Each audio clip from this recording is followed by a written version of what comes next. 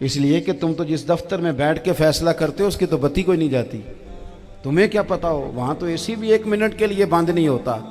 یہ تو اس سے پوچھو باپ سے کہ جو عید سے پہلے اپنی بیوی سے مشورہ کر رہا ہے کہ عید آ گئی ہے، اگر بیٹی کے گھر کپڑے نہ بھیجے تو اس کی ساس باتیں کرے گی۔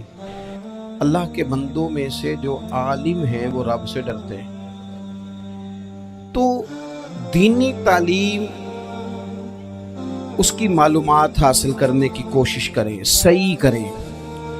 قرآن مجید کی ایک آیہ کریمہ کا کچھ حصہ جو میں نے تلاوت کیا، اس میں اللہ کریم نے فرمایا اپنے محبوب سے، کہا وَقُلْ رَبِّ زِدْنِی عِلْمًا، اے محبوب آپ میری بارگاہ میں یہ دعا مانگیں، آپ یہ عرض کریں کہ اے رب میرے علم میں اضافہ کر دے، اے مالک میرے علم میں اضافہ کر دے۔ بہت ساری چیزیں ایسی ہوتی ہیں جن کی زیادتی ٹھیک نہیں ہوتی، وہ زیادہ ہو جائیں تو نقصان کرتی ہیں، لیکن علم ایک ایسی چیز ہے کہ جس کے بارے میں رب کریم نے کہا کہ محبوب آپ دعا مانگیں کہ آپ کو زیادہ علم دیا جائے۔ اور پھر علم ایک ایسی چیز ہے کہ کوئی بھی آدمی یہ دعویٰ نہ کرے کہ میں نے بڑا حاصل کر لیا ہے، میری اب تکمیل ہو گئی ہے، میں اب مکمل ہو گیا ہوں۔ جن کو اللہ نے غیب کے خزانوں کی کنجیاں دی ہیں نا، ان سے بھی رب کریم نے کہا ہے کہ محبوب آپ دعا کریں کہ مالک میرے علم میں اضافہ کر دے۔ تو جب وہاں تک یہ بات ہے تو پھر عام آدمی کو بھی چاہیے کہ وہ اپنی معلومات میں اضافے کا شوق پیدا کرے۔ اور تیسری بات یہ کہ جو حضور کے علم شریف پر بات کرتے ہیں وہ بھی اس آیت سے سیکھیں کہ حضور کا علم تو ہر روز رب اس میں اضافہ فرما رہا ہے، تو ہر روز اضافہ ہو رہا ہے۔ وَلَلْآخِرَةُ خَيْرٌ لَكَ مِنَ الْأُولَىٰ، ہر روز ترقی ہو رہی ہے حضور کے علم شریف کی بھی۔ تو ہمارے ہاں زیادہ تر لوگ بات اس لیے سیکھتے ہیں کہ میں کوئی کہیں سے مسئلہ سیکھوں گا پھر جا کے اپنی مسجد کے امام کو تنگ کروں گا کہ وہاں تو میں یہ سن کے آیا ہوں تو یہاں یہ کام کیوں نہیں ہوتا۔ میں کوئی بات سیکھوں گا تو پھر میں اس سے بحث کا دروازہ کھولوں گا۔ علم کا مطلب ہی اپنے آپ کو سنوارنا ہے، معلومات حاصل کرنے کا مطلب یہ کہ آپ کے عمل میں پختگی آئے، آپ کے کردار میں پختگی آئے، آپ نے جو سیکھا ہے آپ اس کے مطابق اپنے آپ کو ڈھالیں۔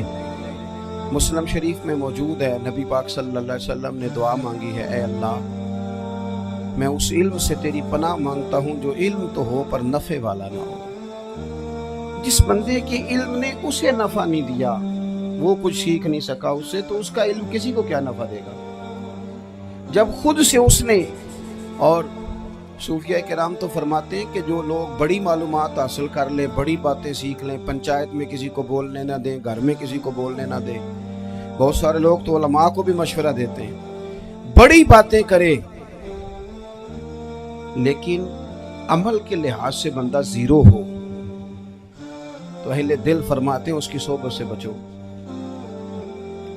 اسے بڑا پتہ ہے، بڑی باتیں آتی ہیں، بڑی باتیں کرتا ہے، لیکن گفتگو کی حد تک تو بہت بڑا ہے، عمل کے معاملے میں صفر ہے۔ بہت سارے لوگ مسجد کے حجرے میں میٹنگ ہو رہی ہوتی ہے اور وہ لمبی دلیلیں اور مشورے دے رہے ہوتے ہیں، نماز کا ٹائم آ جائے تو اٹھ کے چلے جاتے ہیں، کہتے ہیں میں اپنے محلے کی مسجدیں پڑھ لوں۔ کئیوں کو کام یاد آ جاتا ہے۔ فرمایا کہ شخص کے پاس معلومات بڑی ہوں لیکن عمل کے معاملے میں بندہ زیرو ہو تو اسے بچنا کیوں؟ اس لیے کہ اگر پڑھا لکھا آدمی بے عمل ہونا تو وہ اپنی بے عملی پر بھی دلیلیں پیش کرتا ہے۔ وہ کہتا ہے میں یہ کام نہیں کرتا تو یہ میرے پاس دلیل ہے، وہ تو بے عملی کو بھی مزین کر دے گا معاذ اللہ۔ تو دینی تعلیم ایک تو حاصل اس لیے کریں کہ ہم نے اپنے آپ کو سنوارنا ہے، اور دوسرا علم کا شوق طبیعت میں ہو۔ لیکن نا اللہ کے حبیب صلی اللہ علیہ وسلم نے فرمایا ہے کہ جو علم کے رستے پہ چل پڑا وہ جنت کے رستے پہ چل پڑا ہے۔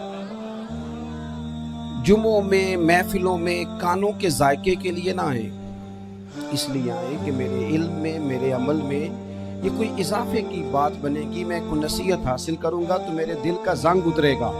ہمارے ہاں یہاں لوگ مزے کے لیے آتے ہیں اور آج کل لوگ فوٹو کے لیے آتے ہیں۔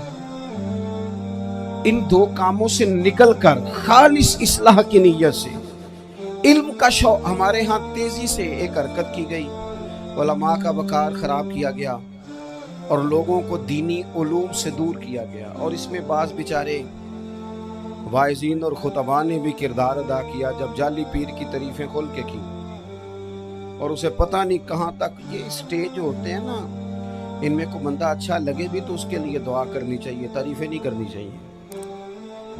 تعریفیں اس کا کوئی فائدہ نہیں ہے، اس بندے کو تو دعا کا فائدہ ہے، اگر آپ کو اچھا لگ رہا ہے تو اسے دعا دے، اس سے زیادہ کچھ نہیں کرے۔ اور ہمارے ہاں جناب وہ نقیب محفل بیچارے کی شامت آ جاتی ہے اگر تعریفیں تھوڑی کرے تو کہتے ہیں تو نام ہی نہیں لینا ہوں گا، اور بھائی اس کے نام لینے سے آپ کا قد اونچا ہوتا ہے۔ تو علم اور عالم ان دونوں چیزوں سے قوم کو دور کیا گیا، دینی تعلیمات کا فقدان ہے۔ جو میٹرک تک لوگ 60-70 کتابیں پڑھ جاتے ہیں انہیں بھی قرآن پاک ٹھیک سے نہیں پڑھنا آتا، دور کیا گیا۔ آپ مجھے بتائیے، چلیں ایک مسجد ہی آپ دیکھ لیں، اس مسجد کے اندر اگر ایک طرف ایک عالم دین مشکاہ شریف کھول کے بیٹھے ہو، حدیث پاک کا درس ہو رہا ہے، یا بحر شریعت کھول کے بیٹھے ہیں، فقہی مسائل بیان کیے، اور اسی مسجد میں ایک بابا جی جبہ پہن کے تگڑا سا بڑی سی پگڑی باندھ کے اور 500 دانے والی تسبیح لے کے بیٹھے ہیں، اب ایک بندہ اندر آتا ہے تو وہ کدھر جائے گا، عالم کی طرف کہ بابا جی کی طرف؟ وہ کیوں جا رہا ہے بھلا بابا جی کی طرف؟ وہ اس لیے کہ ہم نے اسے یہ بتایا ہی نہیں کہ جس طرح سبحان اللہ سبحان اللہ سبحان اللہ پڑھنا عبادت ہے نا، اسی طرح دارابا پڑھنا بھی عبادت ہے۔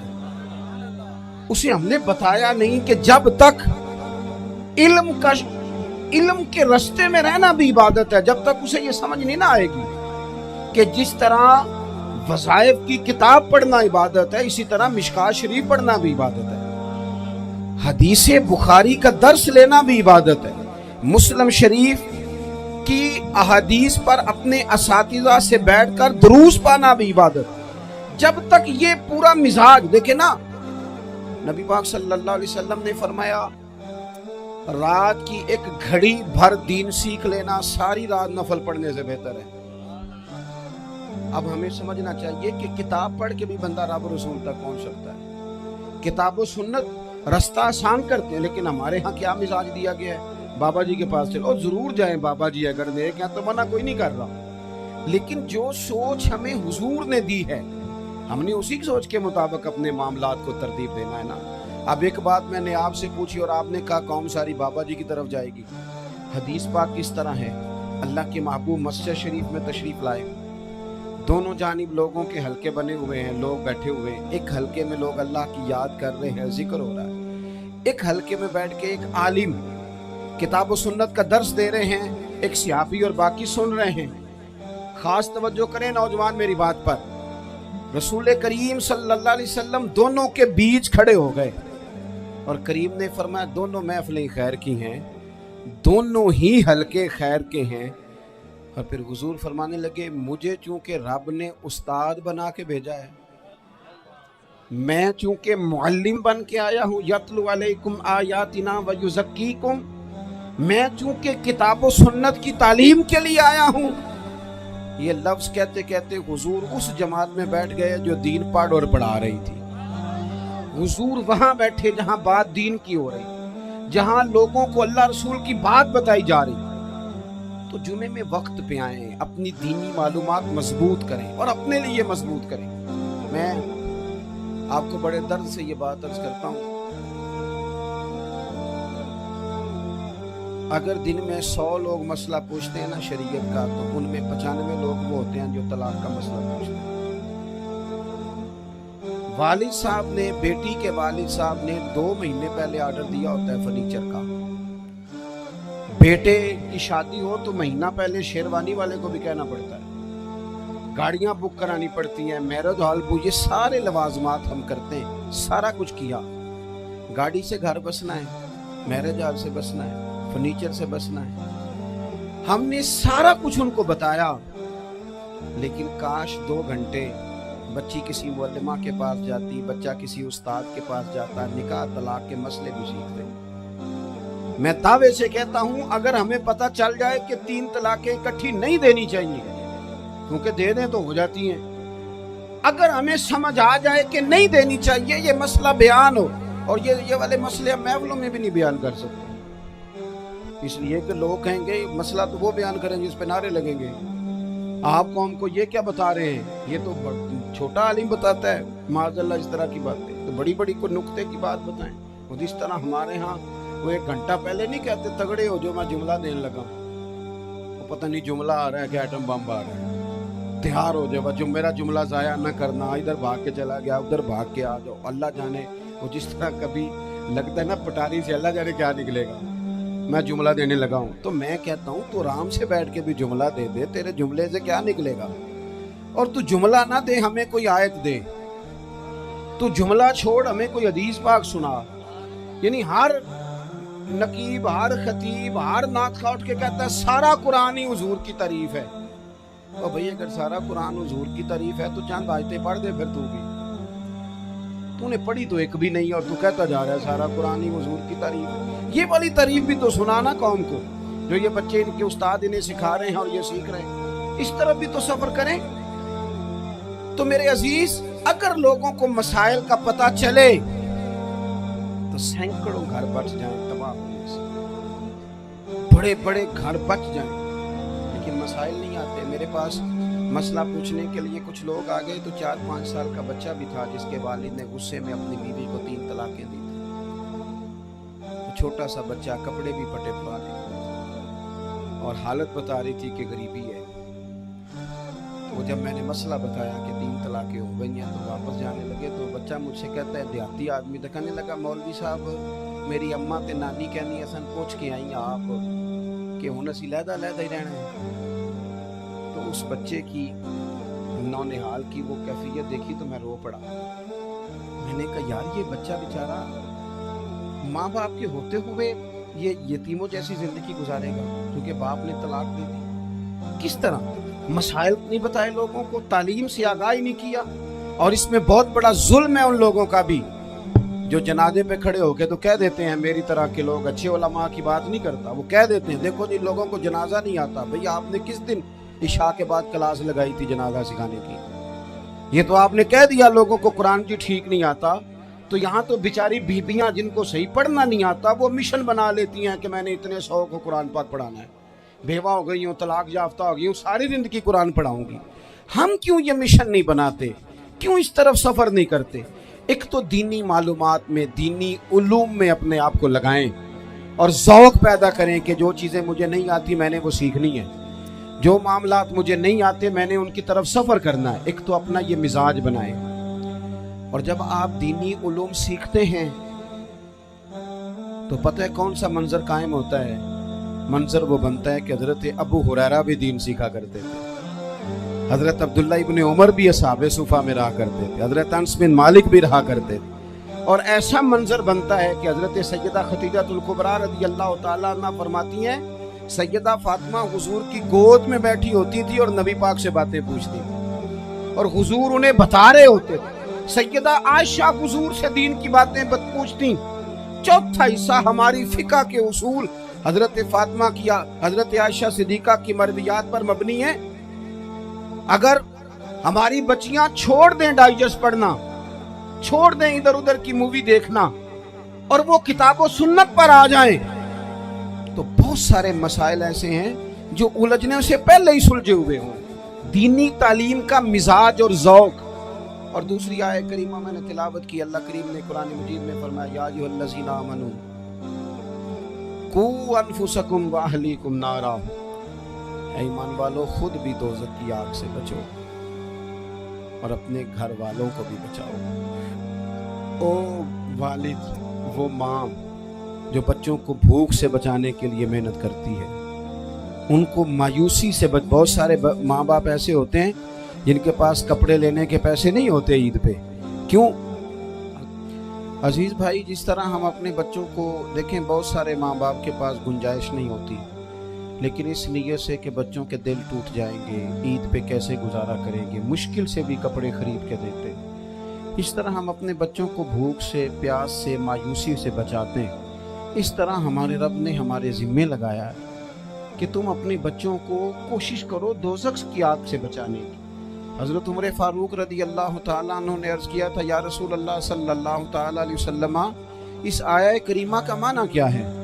تو محبوب کریم علیہ السلام نے فرمایا عمر جن چیزوں کا اللہ تمہیں حکم دیتا ہے تم اپنے گھر والوں کو ان چیزوں کا حکم دو، جن چیزوں سے رب رسول تمہیں منع کرتے ہیں اپنے گھر والوں کو ان سے روکو، اپنے گھر کے اندر نفاذ دین کرنے کی کوشش کرو۔ میرے بھائی بہت زیادہ آزمائش ہے ہمارے گھروں میں، بے چینیاں ہیں، اضطراب ہے، بچوں میں سختی ہے، بہن بھائی ایک دوسرے کے ساتھ لڑتے ہیں، مزاجوں میں تلخی آ گئی، کیوں بھلا؟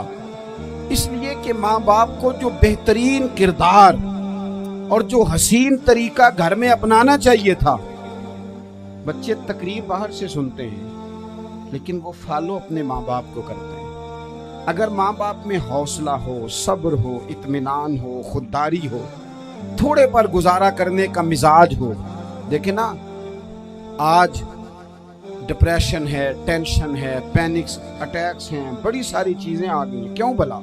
صبر نہیں، تحمل نہیں، بردباری نہیں۔ آزمائے ایک دن ایک بچہ میرے پاس آ گیا مدرسے کا اور آ کے وہ رونے لگا، میرے گھر والے کہنے لگے کھانا چھوڑ دیں پہلے اس کی بات سن لے۔ میں نے کہا پتر کیا ہوا؟ کسی نے مارا ہے کسی استاد نے؟ کہنے لگے نہیں حضرت، گھر فون کیا تھا تو میری اماں اور ابا کی لڑائی ہو رہی ہے۔ بچہ کانپ رہا ہے، ٹانگیں کانپ رہی ہیں۔ میں نے کہا کیا ہو کیا گیا تمہیں پتر؟ لڑائی ہو رہی ہے تو گھروں میں ہو ہی جاتی ہے۔ کہنے لگے نہیں آپ کو پتہ نہیں وہ بڑا سخت لڑتے ہیں، میرے والد جب میری والدہ کو مارنے کے لیے آگے بڑھتے ہیں تو ہم سارے چار پنجوں کے نیچے چھپ جاتے ہیں، ہمیں خوف آتا ہے، وہ منظر خطرناک ہوتا ہے۔ یہ کون تکلیف دے رہا ہے اپنے بچوں کو؟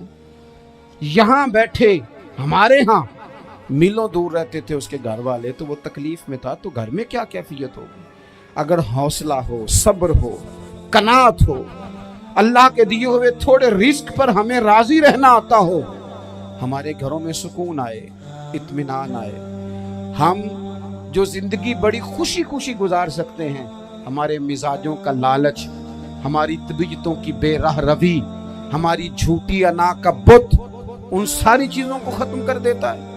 اپنی زندگی کے اندر اگر ہم وہ کردار اپنے بچوں کو دیں جس کردار میں موبائل بھی ہو، جس میں گاڑی بھی ہو، جس میں پیسے بھی لا کے ابا دراز میں رکھتا ہو، لیکن والد کا گھر میں مصلی بھی موجود ہو، اس کی کوئی تسبیح بھی ہو، وہ یہ بھی کہتا ہو کہ خدا نے اپنے فضل سے آج 5000 دیا ہے تو اس میں 1000 غریبوں کا بھی ہے، اس میں تھوڑا سا میں نے اللہ کی رضا کے لیے بھی رکھا ہے۔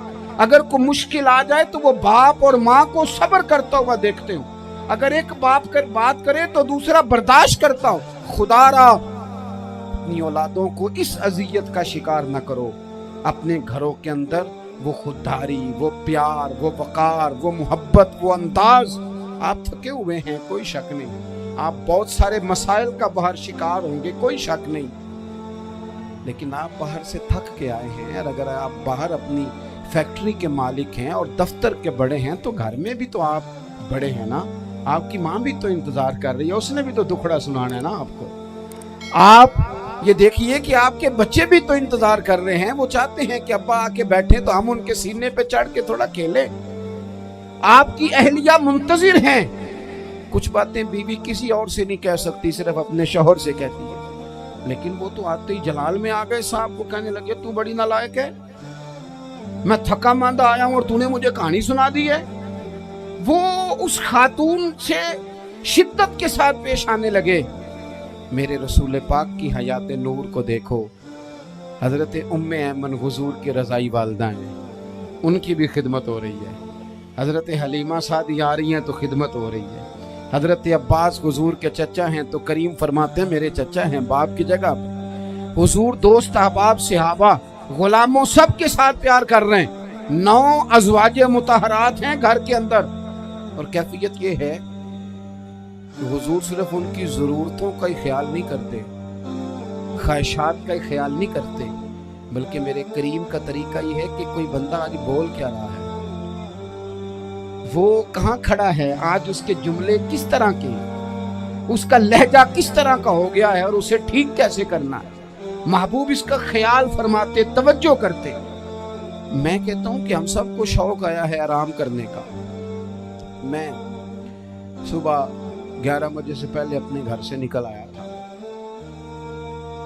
और ये वक्त आ गया है और रात को खुदा जाने किस वक्त घर पहुंचना है। कई दफ़ा कैफियत ये होती है कि गाड़ी से उतरते हैं तो फिर दिल करता है कि कोई उठा के चलाए ना कभी। इसके बावजूद बहुत सारे लोग नाराज़ रहते हैं कि हमसे मिल के नहीं गए, फ़ोटो नहीं खिंचवा के गए, फलानी जगह चाय नहीं पी के गए।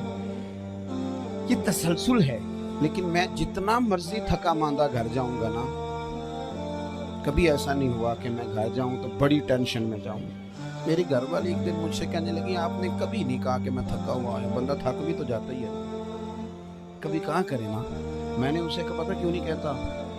इसलिए नहीं कहता कि मैं नहीं चाहता कि मेरे बच्चे ये कहें कि हमने दीन नहीं पढ़ना, हमारा बाप तो बड़ी मुश्किल में है।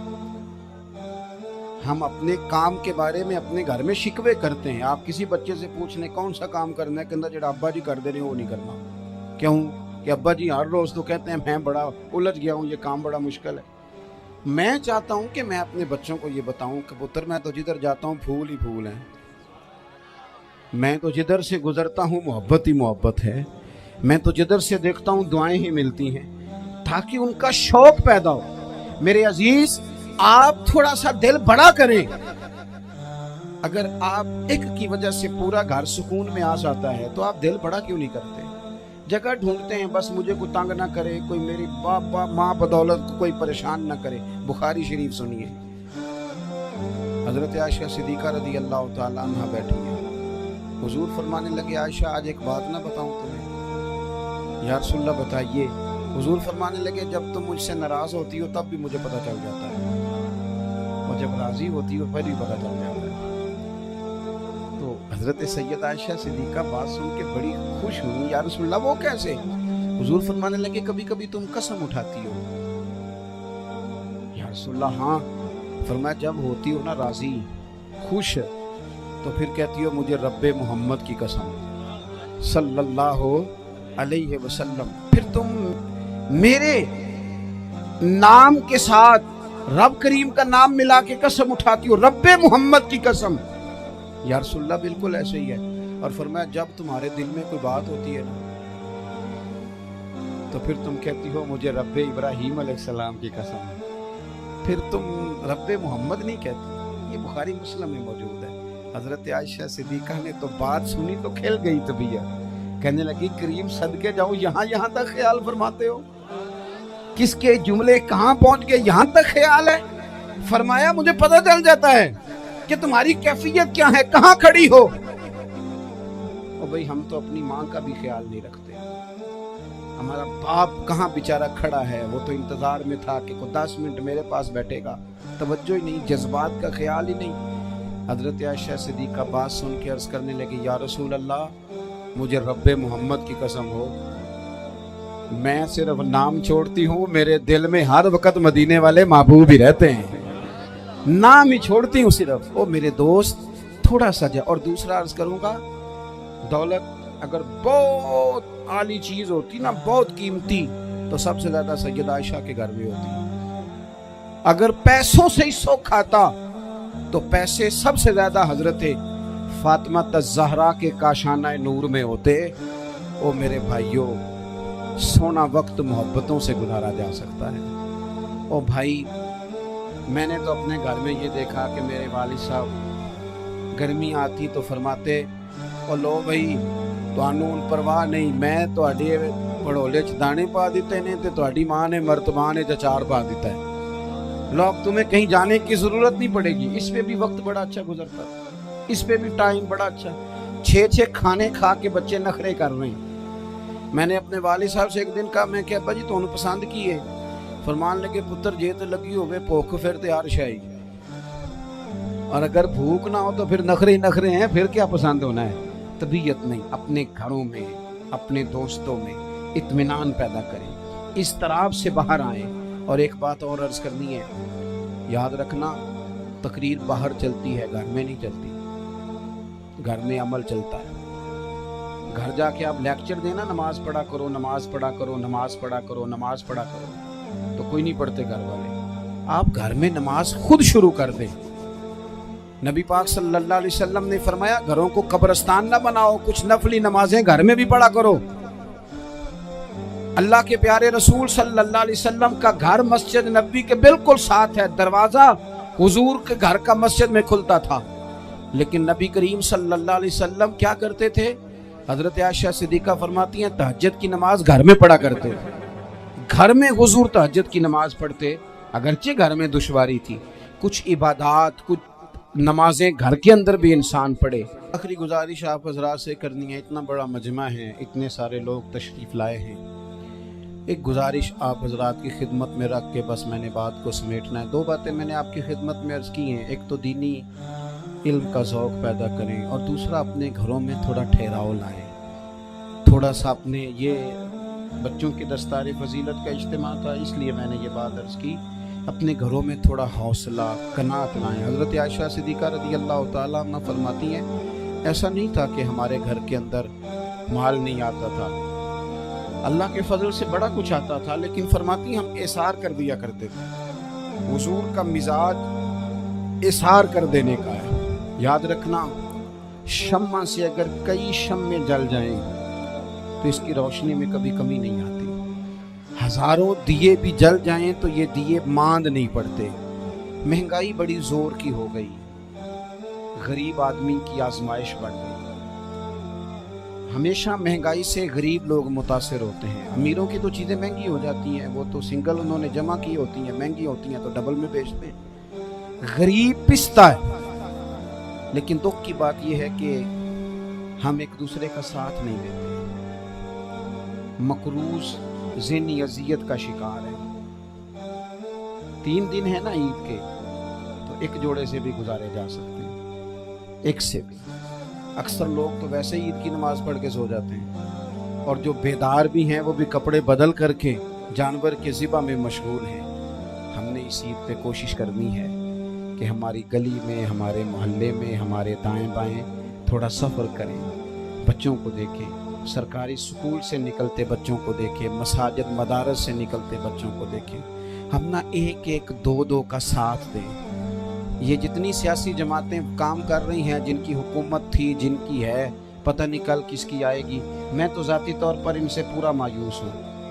مجھے تو نہیں لگتا کہ جتنے لوگ آج تک حکومت کر چکے ہیں, بار بار آتے ہیں یا پچھلی حکومت گئی ہے, ان کے پاس کوئی پلان ہی نہیں ہے. یہ تو بیچارے ایک دوسرے کی ٹانگیں کھینچنے کے علاوہ نہ کچھ کر سکے ہیں, نہ امید ہے کچھ کریں گے. لیکن غریب کی تکلیف بڑھ گئی ہے. میرے پاس 20 لوگ آتے ہیں, آتے تو وہ دعا کا کہنے ہیں, آتے تو صرف یہ بتانے ہیں کہ اس مشکل میں ہوں, دعا کرنا. لیکن دوستو, لوگوں کی باتیں سن کے بڑی تکلیف ہوتی ہے. ہم کیا کسی کی مدد کر سکتے ہیں؟ ہمارے لیے تو مدارس چلانے مشکل ہیں, لیکن لوگ اذیت کا شکار ہیں. ذہنی کرب کے نیچے لوگ آ گئے, اتنی بڑی اذیتیں کھڑی کر دی گئی ہیں. تھوڑا تھوڑا دیکھو, 2 کا کھانا 3 بھی تو کھا ہی سکتے ہیں نا, 3 کا کھانا 4 بھی تو کھا ہی سکتے ہیں نا. میرے محبوب نے ہمیں یہ نہیں کہا تھا زیادہ گوشت پکانا, بلکہ رسول پاک نے تو رنگ ہی بڑا سادہ دیا ہے. کریم نے فرمایا عائشہ شوربہ ذرا زیادہ کر لو, پڑوسیوں کو بھی سالن دے دیں گے. تھوڑا شوربہ زیادہ کر لو, اسی کو بڑھا لو, تھوڑا شوربہ بڑھا لیں, تھوڑا تھوڑا ایک دوسرے کی مدد کریں, دست شفقت رکھیں. گلیوں میں سنسان لوگ, اب تو لوگ ایک دوسرے سے دکھ بھی نہیں کہتے, وہ کہتے ہیں دینا کسی نے ہے کچھ نہیں, اور تماشا الگ سے بن جائے گا. دوستو, ہم نے خود ایک دوسرے کا ہاتھ بٹانا ہے. جو لوگ صاحب ثروت ہیں, دیکھو ایک ہی باپ کی اولاد ہوتی ہے, ایک کو اللہ بڑا نواز دیتا ہے, 2-3 کمزور رہ جاتے ہیں. اس کو چاہیے وہ دوسروں پہ دست شفقت رکھے. ایک گلی میں سارے لوگ ایک ہی قبیلے کے, ایک ہی علاقے کے, ایک آگے نکل گیا, اسے چاہیے وہ دوسروں کا خیال کرے. عزیز بھائیوں, ہم نے اس کمر توڑ مہنگائی کے دور میں نے جمعے میں امیر لوگوں سے کہا تھا کہ قربانیاں کرنی تو ہے ہی, تو تم تو سارا سال گوشت کھاتے ہو. کیا آپ کو بتاؤں کہ ہم اس وطن میں رہتے ہیں جہاں فریج اور فریزر بڑی عید سے پہلے زیادہ بکتے ہیں. فریج نہیں لے آؤ, بڑی لے آؤ, چونکہ گوشت سیو کرنا ہے, سارا سال بھی تو ملتا ہے نا امیروں. میں نے تو کہا تھا اس گاؤں میں لے جاؤ جہاں قربانی کوئی نہیں کر رہا, ذبح ہی وہاں جا کے کر لو. تھوڑی سی گنجائش بنائیں اپنے دلوں میں. یہ ضروری نہیں کہ سامنے والا آپ کا شکریہ بھی ادا کرے. حضرت عائشہ صدیقہ رضی اللہ تعالیٰ عنہ اماں جی ایک کنیز رکھی ہوئی تھی، حضرت عثمان غنی نے دی تھی کہ آپ کی خدمت کریں گی. تو وہ کنیز کہتی ہے کہ اماں جی تو میری بھی روٹیاں پکا دیتی تھی، وہ تو میرے لیے بھی کھانے کا اہتمام کر دیتی تھی، لیکن کوئی دروازے پہ اگر مانگنے آتا تو حضرت عائشہ صدیقہ مجھے کہتی اسے خیرات دے آؤ. تو میں کہتی اماں جی یہ کام تو لوگ دوڑ کے کرتے ہیں اور آپ یہ مجھے کہہ رہی ہیں میں کر دوں. تو حضرت عائشہ فرماتی جب کوئی بندہ کسی کو دیتا ہے تو وہ شکریہ ادا کرتا ہے. میں چاہتی ہوں وہ شکریہ بھی تیرا ہی ادا کر جائے، میں نے جو اجر لینا ہے وہ رب کی بارگاہ سے لینا ہے. تو میرے بھائی اپنی زندگی میں تھوڑا سا تو دل بڑا کریں، تھوڑی تھوڑی گنجائش پیدا کریں. اور یہ ضروری نہیں کہ اس بندے کا آپ سے بڑا اچھا سلوک ہی ہو، نہ بھی ہو اس غریب کا سلوک اچھا تو بعض اوقات بندہ غریبی میں تلخ بھی تو ہو ہی جاتا. بعض اوقات انسان پہ غربت زیادہ آ جائے تو اس کی طبیعت بھی تو بیمار آدمی سخت بھی تو ہو جاتا ہے. تو میری آپ سے یہ گزارش ہے کہ یہ جو دن چل رہے ہیں وہ ہمارے ہاں ہمارے حکمران کہتے ہیں مزید سخت فیصلے کرنے پڑیں گے. میں نے کہا تمہارے لیے تو آسان ہے، اس لیے کہ تم تو جس دفتر میں بیٹھ کے فیصلہ کرتے ہو اس کی تو بتی کوئی نہیں جاتی. تمہیں کیا پتا ہو وہاں تو اے سی بھی 1 منٹ کے لیے بند نہیں ہوتا. یہ تو اس سے پوچھو باپ سے کہ جو عید سے پہلے اپنی بیوی سے مشورہ کر رہا ہے کہ عید آ گئی ہے، اگر بیٹی کے گھر کپڑے نہ بھیجے تو اس کی ساس باتیں کرے گی. یہ چھوٹی عید گزری تھی نا تو ہمارے ہاں کچھ لوگ سمجھتے ہیں کہ سخاوت صرف رمضان میں ہی کرنی ہے اور رمضان میں ثواب زیادہ ہے، ورنہ راشن ونڈن والے لوگ کو عیدوں بعد بھی بھوک لگ دیجئے. عید کے بعد بھی اسی طرح ہی غریب کے ساتھ پیٹ ہوتا ہے، لیکن توجہ نہیں. ایک تو ذوق علم پیدا کریں، ایک اپنے گھر میں اطمینان کا ماحول لائیں. تیسری گزارش یہ ہے کہ مہنگائی اور سختی کے اس دور میں اپنے مسلمان بھائیوں کا، عزیزوں کا، اہل محلہ کا ہاتھ بٹائیں، پیار کریں. اللہ کے حضور دعا ہے اللہ ہماری اس حاضری کو قبولیت کا شرف عطا کرے. آخر دعوانا ان الحمدللہ رب